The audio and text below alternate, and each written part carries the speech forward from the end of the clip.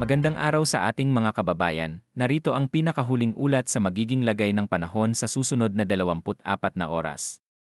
Ang bagyong Francisco ay lumakas at naging isa ng typhoon category.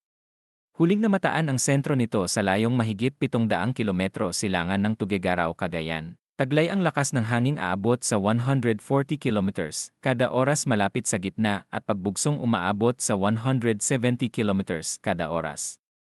Kumikilos ito pakanluran hilagang kanluran sa bilis na 30 kilometers kada oras at nananatiling malayo sa kalupaan ng Pilipinas.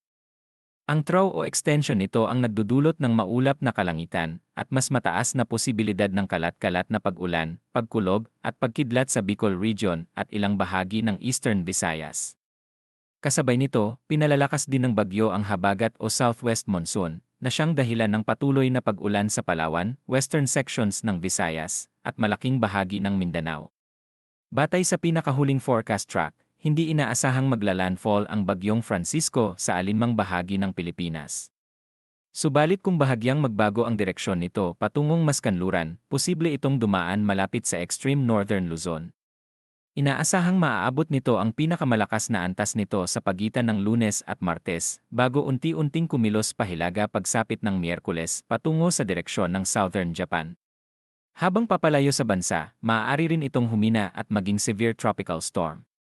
Bagamat hindi inaasahang tatama sa kalupaan, posible pa ring maranasan ang epekto ng mga rainband nito sa extreme northern Luzon, lalo na sa Hilaga at silangang bahagi ng Cagayan sa pagitan ng Martes at Miyerkules.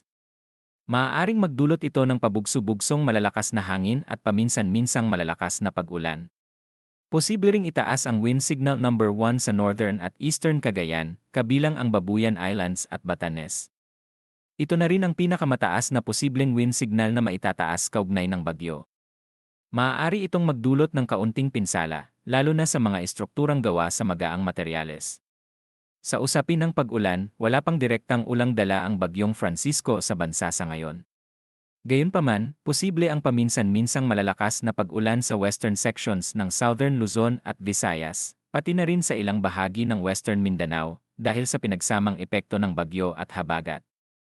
Wala pang gale warning na nakataas, ngunit inaasahang aabot sa 2.5 metro ang taas ng alon sa eastern seaboard ng Isabela at Davao Oriental.